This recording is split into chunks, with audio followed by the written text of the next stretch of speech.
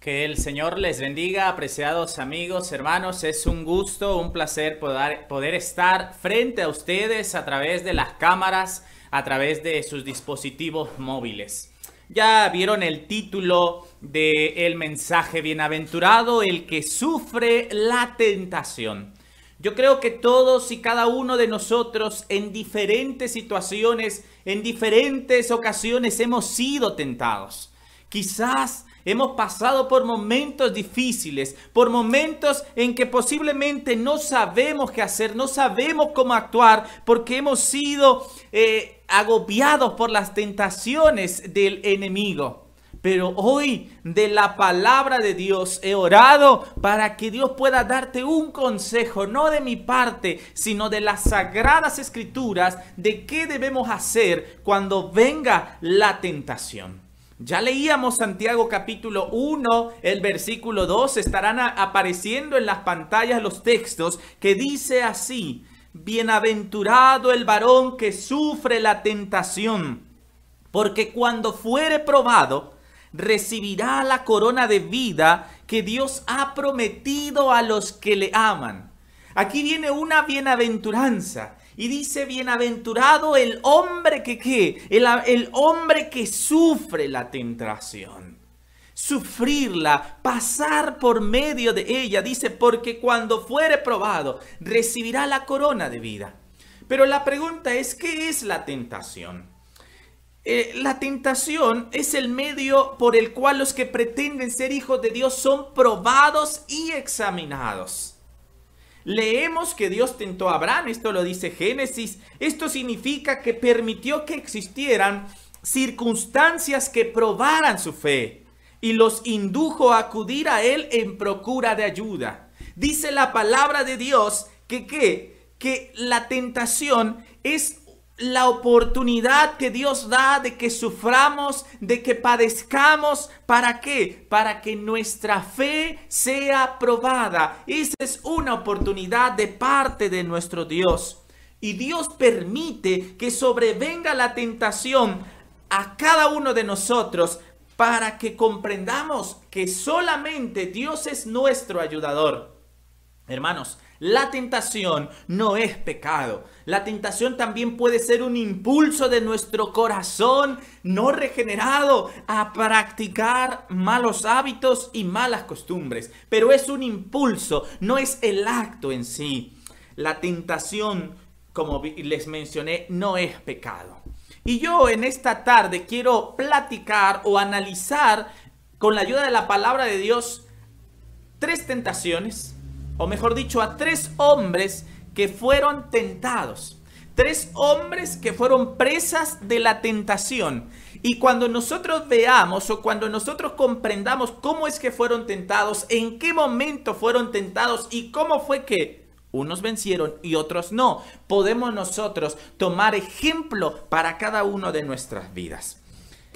Los textos son un poco largos, no acostumbro a hacerlo así, pero por la necesidad del tema, quiero que vayamos a Números capítulo 20, del versículo 7 al 13. Números 20, versículos 7 al 13, dice la palabra de Dios así. Y habló Jehová a Moisés diciendo: toma la vara y reúne la congregación, tú y Aarón tu hermano, y hablad a la peña en vista de ellos, y ella dará su agua, y le sacarás las aguas de la peña, y darás de beber a la congregación y a sus bestias. Entonces Moisés tomó la vara de delante de Jehová, y como él mandó. Y reunieron Moisés y Aarón a la congregación delante de la peña, y les dijo: oíd ahora, rebeldes, os hacemos hacer salir agua de esta peña. Entonces alzó Moisés la mano y golpeó la peña con su vara 2 veces, y salieron muchas aguas, y bebió la congregación y sus bestias. Y el 12 dice: y Jehová dijo a Moisés y Aarón: por cuanto no creíste en mí para santificarme delante de los hijos de Israel, por tanto no meteréis esta congregación en la tierra que les he dado. Estas son las aguas de la rencilla por las cuales contendieron los hijos de Israel con Jehová, y él se santificó en ellos. Aquí tenemos un evento en la vida de Moisés. Aquí tenemos un evento de Moisés, el hombre que durante 40 años estuvo pacientemente dirigiendo al pueblo de Israel. El hombre conocido como el hombre más manso de toda la tierra. Pero ¿qué sucedió con Moisés en este momento de desesperación? Cuando el pueblo lo acosaba, cuando el pueblo se quejaba, decir, nos trajiste este desierto para morirnos de hambre, nos trajiste este desierto para matarnos de sed. En ese momento de desesperación, Moisés dijo, os haremos salir agua de esta roca. Y ese hombre, el único pecado registrado en la Biblia durante esos 40 años, lo cometió en ese momento, en un momento de tensión, en un momento de debilidad, en un momento donde, hermanos, más de 1 millón de personas estaban sobre él, con hambre, con sed, con el calor. En ese momento, él cedió a la tentación, cometió un pecado. Ahora vamos a ver otro ejemplo más. Primera de Reyes, capítulo 19. Este está un poco más largo. 19, versículos 1 al 9. Otro ejemplo de otro hombre. Y no estamos viendo cualquier hombre. Estamos viendo hombres como Moisés. Y veamos quién es el siguiente. Primera de Reyes 19, 1 al 9. Dice, Acab dio a Jezabel la nueva de todo lo que Elías había hecho y de cómo había matado a espada a todos los profetas. Entonces envió Jezabel a Elías un mensajero. Así me hagan los dioses y aún me añadan, si mañana a estas horas yo no he puesto tu persona como la de uno de ellos. Viendo pues el peligro, se levantó y se fue para salvar su vida. Y vino a Beerseba, que estaba en Judá, y dejó allí su criado. Y él se fue por el desierto un día de camino, y vino y se sentó debajo de un enebro, y deseando morir se dijo, basta, ya, oh Jehová, quítame la vida, pues no soy yo mejor que mis padres. Y echándose debajo del enebro, se quedó dormido. Y aquí que luego un ángel le tocó y le dijo, levántate, come. Entonces él miró, he aquí que en su cabecera una torta cocida sobre las ascuas y una vasija de agua. Y comió y bebió y volvió a dormirse. Y volviendo el ángel de Jehová la segunda vez le tocó diciendo, levántate y come, porque largo camino te resta. Se levantó pues, comió y bebió, y fortalecido con aquella comida caminó 40 días y 40 noches hasta Horeb, el monte de Dios. Y allí se metió a una cueva donde pasó la noche. Y vino a él palabra de Jehová, el cual le dijo, ¿qué haces aquí, Elías? Aquí tenemos esta historia un poco larga, pero aquí vemos a un profeta de Dios. Aquí estamos viendo a un hombre que acababa de asesinar a 850 profetas de Baal y de Acera. A un hombre que acababa de tener éxito en el monte Carmelo, donde dijo, le dijo a Acab, reúneme a todos los profetas de Baal y a los profetas de Acera. Y ahora él había orado y Dios había hecho descender fuego del cielo. Este hombre que por su oración, por su palabra dejó de llover, ahora cuando escuchó la amenaza de esta mujer impía, cuando escuchó la amenaza de esta mujer que le dijo, así me hagan los dioses y aún me añadan, si mañana a estas horas yo no he puesto tu persona como uno de ellos. Tenía una amenaza de muerte. Tenía una amenaza ¿de qué? De que iba a ser asesinado por esta mujer malvada. Y ahora este hombre de Dios, este hombre de oración, salió corriendo buscando guardar su vida. Mis queridos hermanos, este hombre era como tú y como yo, sujeto a pasiones semejantes a las nuestras. Tenía miedos, tenía debilidades, tenía tentaciones y en este momento de dificultad se sintió solo, se sintió abandonado y él dijo: solamente he quedado yo. Hermanos, era un momento tenso para este profeta y había ayunado 40 días. Ahora estaba metido en una cueva y dice la Biblia que él dijo: basta ya, le dijo a Dios, quítame la vida. Hermanos, este hombre deseaba morirse. Este hombre deseaba que Dios le quitase la vida. Y ahora estaba metido en esa cueva sufriendo una depresión, sufriendo y sintiendo la tentación, la debilidad, el deseo de quitarse la vida, porque sabía que aquella mujer malvada estaba tras él. Y ahora estaba ahí sufriendo. Estaba ahí en ese lugar, en esa cueva, a tal grado que Dios le preguntó: ¿qué haces aquí? ¿Qué haces aquí, Elías? Él estaba sujeto a una fuerte debilidad, a una fuerte tentación. Hermano, 40 días sin comer. Había caminado.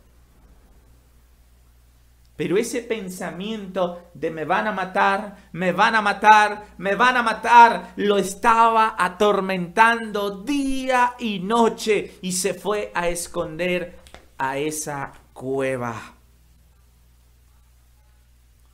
Ahora Lucas, capítulo 7, versículos 18 al 20. Vamos a Lucas, dice la palabra de Dios así.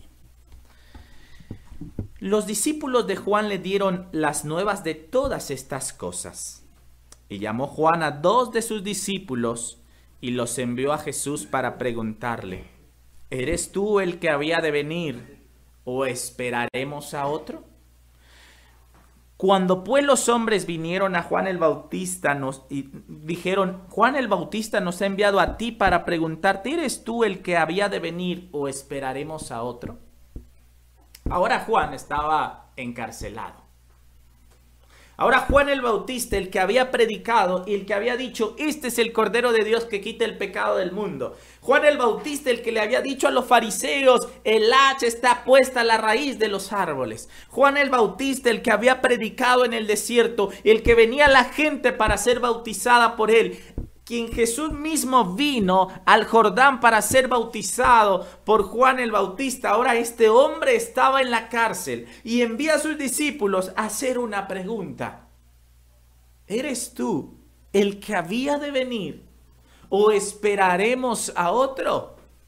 Este hombre estaba ahora encarcelado. Este hombre ahora estaba sufriendo y ahora estaba preguntando o cuestionándose si realmente Jesús, el que él había visto, el que él había bautizado, era el Salvador.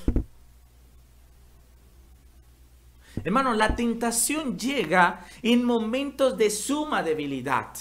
La tentación llega cuando pensamos que no hay esperanza, cuando creemos que todo nos ha abandonado. Y miren, analizando estas 3 tentaciones, Moisés, Elías y Juan el Bautista, como te dije, no fueron hombres comunes, por así decirlo. Jesús dijo que de los que nacen de mujer, ninguno como Juan el Bautista. Y Deuteronomio 30 dice que jamás se levantó profeta en Israel como Moisés. Y Elías es el precursor de Juan el Bautista. 3 grandes hombres que hicieron grandes obras, grandes milagros.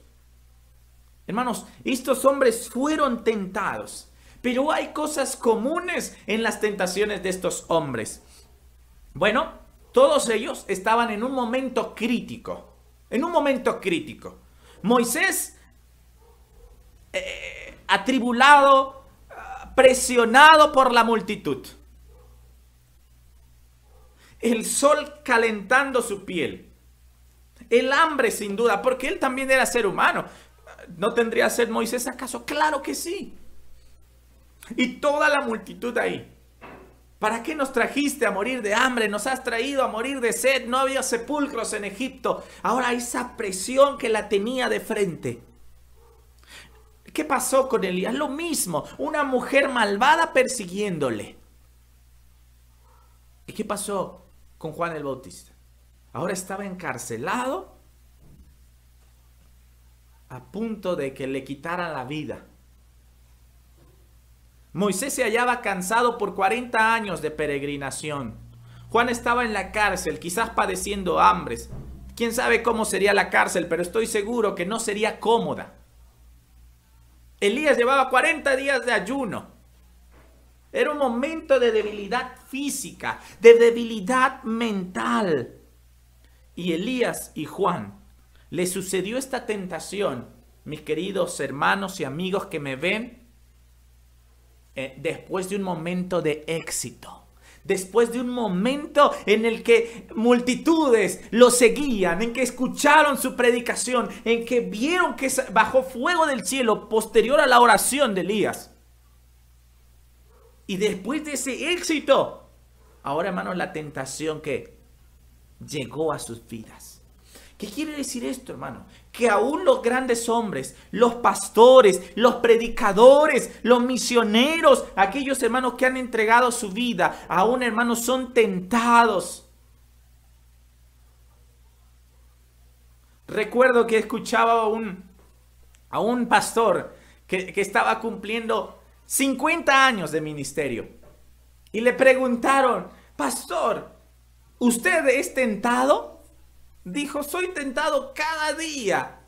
Dice, pero la ventaja que tengo es que los años más difíciles de mi ministerio fueron los primeros 50. Estaba cumpliendo 50 años de ministerio. Y él dijo, nunca han sido fáciles. Hermanos, todos somos tentados. Y aquí tenemos el ejemplo de 3 líderes, 3 grandes hombres que fueron tentados. Otra condición, Elías estaba huyendo, Juan el Bautista estaba encarcelado, Moisés estaba siendo presionado por la multitud. Y todos estaban en un momento de debilidad y de cansancio. Joyas de los Testimonios, tomo 1, página 439, dice, la pluma inspirada, fiel a su tarea, nos habla de los pecados que vencieron a Noé, Lot, Moisés, Abraham, David y Salomón. Hasta nos cuenta que aún el enérgico espíritu de Elías se abatió bajo la tentación durante su terrible prueba. Queridos hermanos, es el momento de mayor debilidad cuando Satanás asalta al alma con las más fieras tentaciones. Hermanos, en el momento que hay enfermedad, ¿y cuántos? Quizás en el momento que nos enfermamos, en el momento en que un ser querido está sufriendo, empieza en nuestra mente, ¿y será que Dios existe? Si Dios existe, ¿por qué permite esto? ¿Será que Dios ya no me ama?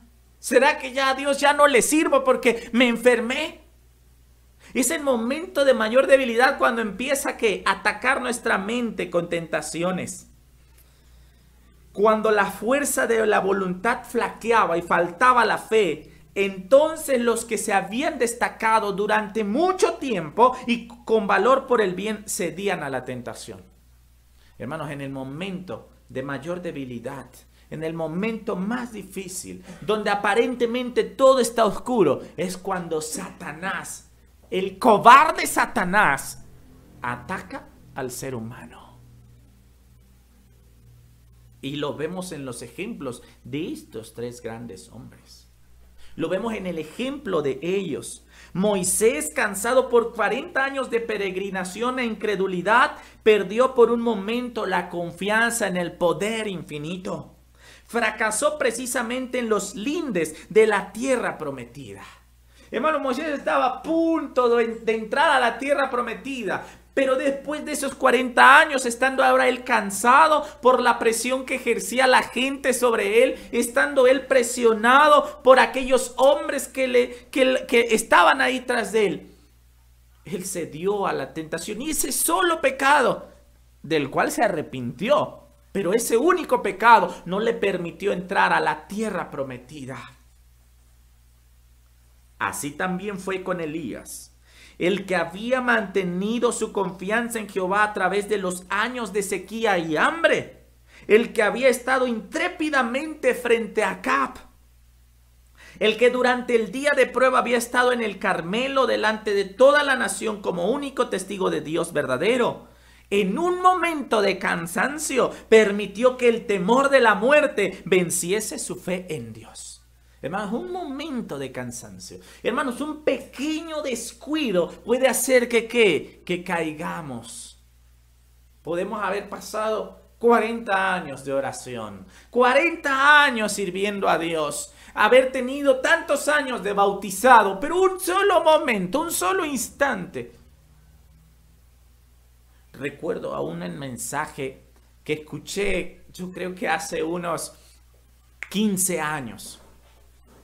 Llegó un pastor de nuestra fe, un pastor a quien estimo mucho, llegó a predicar a la iglesia y él dijo algo que no se me olvida, que en un segundo podemos echar por tierra todos los años que hayamos luchado. Y eso es cierto. Un momento de debilidad, un descuido pequeño. Pero, ¿sabes? Yo quiero mencionarte algo. Tampoco tenemos excusa para decir, es que fue un momento de debilidad. Hermano, la realidad es que somos tentados según nuestra concupiscencia. Esto hay que tomarlo en cuenta. El hombre que cayó en adulterio no cayó en adulterio de la noche a la mañana. Su mente ya iba maquinando. Y como dijo Jesús, cualquiera que mira a una mujer para codiciarla ya adulteró con ella en su corazón. Satanás es astuto y poco a poco va mandando sus dagas envenenadas, sus dardos envenenados para hacer caer al ser humano. Cuando faltaba la fuerza y la voluntad se debilitaba y la fe dejaba de reposar en Dios, entonces los que habían luchado valientemente por lo recto durante mucho tiempo eran vencidos. Moisés se hallaba cansado por 40 años de peregrinaciones de Israel cuando su fe dejó de asirse momentáneamente del poder infinito. Fracasó en los mismos límites de la tierra prometida. Hace un momento leí Profetas y Reyes, la página 128. Ahora estoy leyendo Deseado de todas las gentes, la página 95. Dice así: así también sucedió con Elías, que había permanecido indómito ante el rey Acab y había hecho frente a toda la nación de Israel, encabezada por los 400 profetas de Baal. Después de aquel terrible día pasado sobre el Carmelo, cuando se había muerto a los falsos profetas y el pueblo había declarado su fidelidad a Dios, Elías huyó para salvar su vida ante las amenazas de la idólatra Jezabel. Así se había aprovechado Satanás de la debilidad humana y aún hoy sigue obrando de la misma manera. ¿En qué momento nos ataca Satanás? En los momentos de mayor debilidad.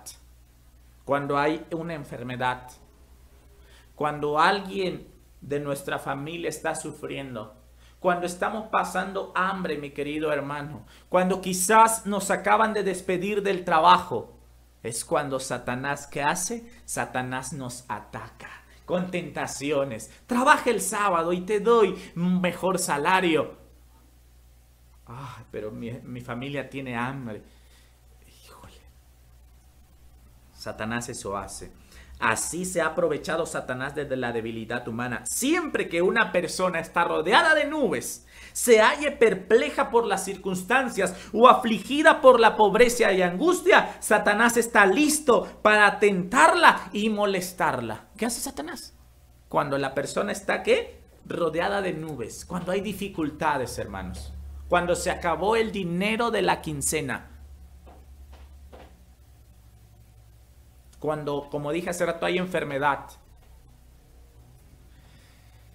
Cuando hay circunstancias que nos estén apretando. Cuando quizás se llegó el momento de pagar la renta y no tenemos dinero para el alquiler. Cuando estamos afligidos por la pobreza y por la angustia. Está ahí listo Satanás. ¿Para qué? Dice, para tentar al ser humano.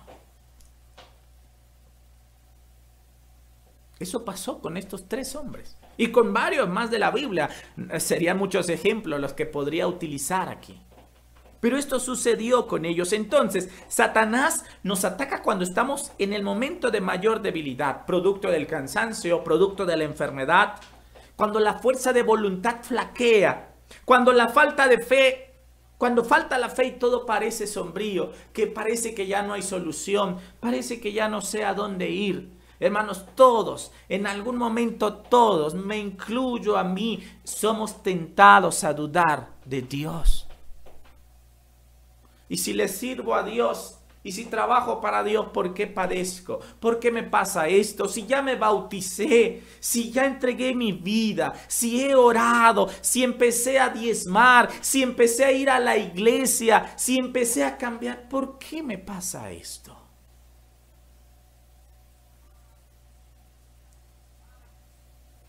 Profetas y Reyes, página 129, dice: así sucede hoy. Cuando estamos rodeados de dudas y las circunstancias nos dejan perplejos o nos aflige la pobreza y la angustia, Satanás procura hacer vacilar nuestra confianza en Jehová. Entonces es cuando despliega delante de nosotros nuestros errores y nos tienta a desconfiar de Dios, a poner en duda su amor. Así espera desalentar al alma y separarnos de Dios. Satanás empieza a recordarnos nuestros errores. Eres esto, cometiste aquello, hiciste aquello. Y hay gente que le ayuda. Ahí está el pecador, ahí está la pecadora. Hermanos, y en ese momento de debilidad, en esos momentos de flaqueza es cuando Satanás está, ¿qué cosa? Cuando Satanás nos está atacando. Oh, cuántas veces cedemos a la tentación porque no mantenemos nuestros ojos puestos en Jesús. Ahí está el detalle. ¿A dónde tenemos que poner la vista? Puestos los ojos en Jesús, el autor y consumador ¿de qué? De nuestra fe. Que nuestra vista mire más allá de la tormenta. Que nuestra vista pueda cruzar las nubes de perplejidad y ver allá en el reino de los cielos, en la patria celestial, en el lugar santísimo a nuestro Señor Jesús intercediendo por nosotros. Ahora, vamos a ver a nuestro Señor Jesucristo. Él es nuestro ejemplo y salvaguardia. Vamos al libro de Mateo capítulo 4 versículos 1 al 2. Ni Jesús estuvo exento.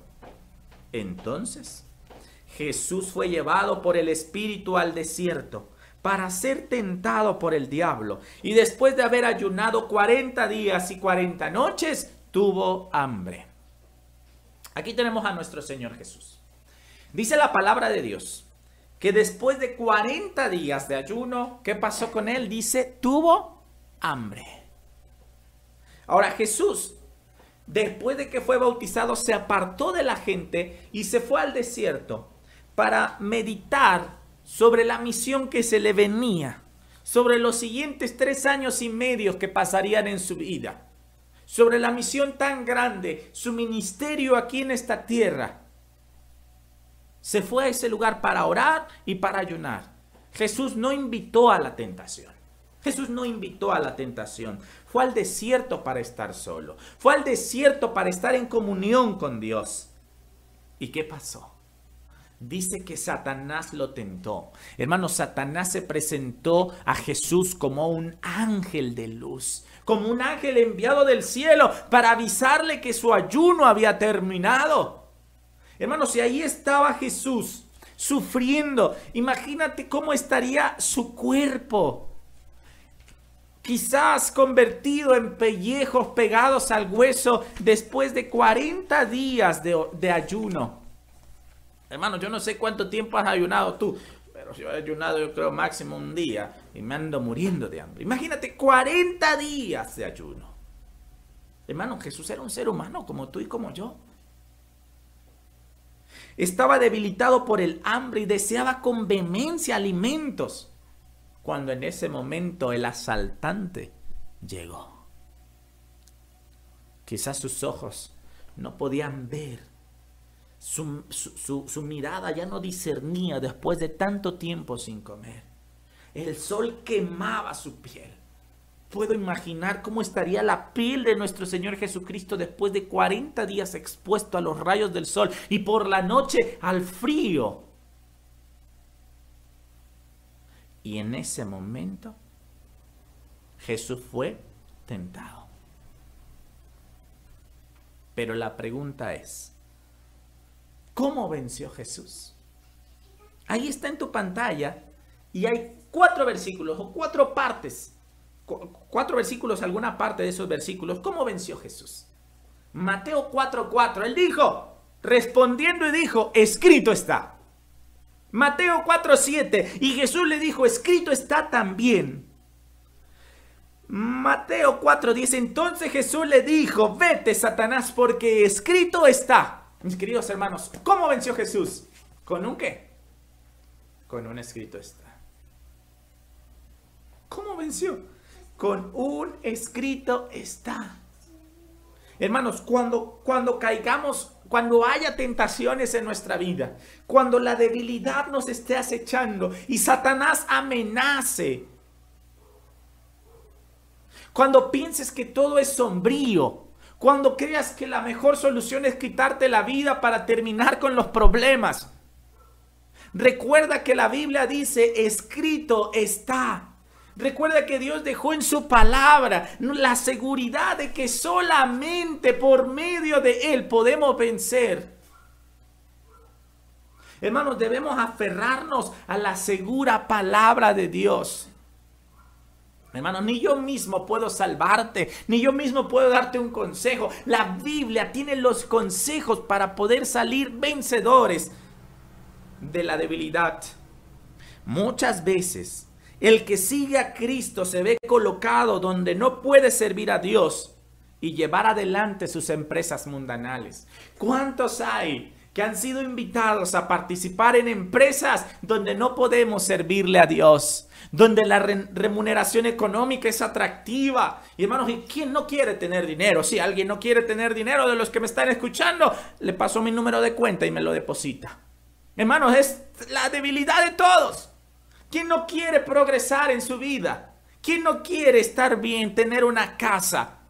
Satanás utiliza nuestros deseos, nuestras intenciones para hacernos caer.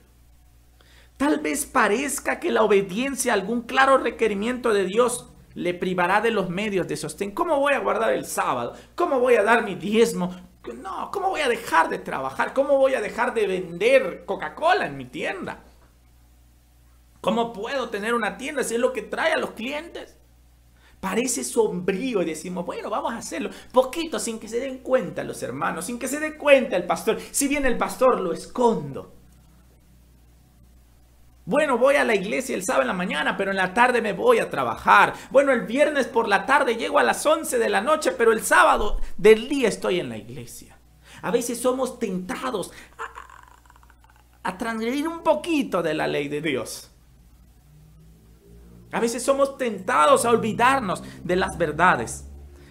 Satanás quisiera hacerle creer que debe sacrificar las convicciones de su conciencia. Pero lo único en que podemos confiar en este mundo es la palabra de Dios. Es lo único. Hermanos, no tenemos otra guía segura.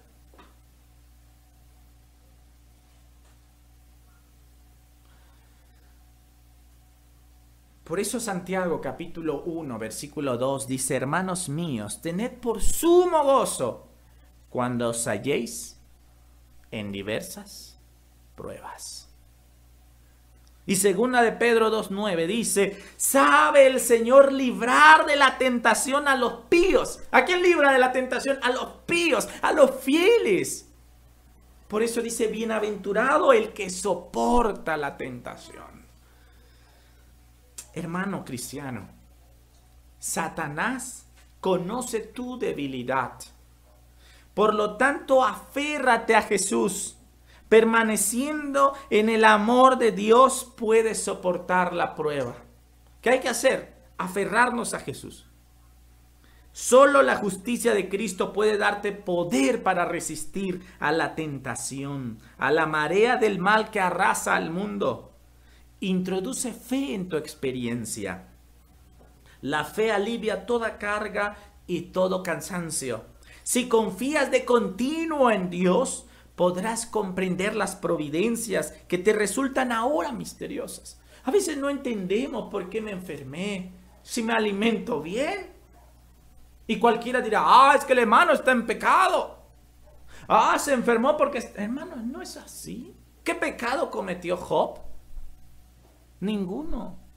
Pero Dios permite que lleguen las tentaciones para afinar nuestra vida, para afilar, para quitar lo que estorba. Si confías de continuo en Dios, podrás comprender las providencias que te resultan ahora misteriosas. Recorre por la fe la senda que Él te traza. Tendrás pruebas, pero sigue avanzando. Esto fortalecerá tu fe y te preparará para servir. Los anales de la historia fueron escritos, no simplemente para que los leamos y nos maravillemos, sino para que obre en nosotros la misma fe que obró en los antiguos siervos de Dios. El Señor obrará ahora de una manera que no será menos notable, doquiera haya corazones llenos de fe para ser instrumentos de su poder. Y no olvides lo que dijo Jesús a Pedro. Lucas capítulo 22, 31 y 32. ¿Qué le dijo Jesús a Pedro? Satanás os ha pedido para zarandearos como a trigo, mas yo he orado por ti para que tu fe no falte. Hermanos, nunca abandonar a Cristo, a aquellos por quienes murió. Nunca, nunca. Aferrémonos a esa roca que es Jesús. Iba un barco en alta mar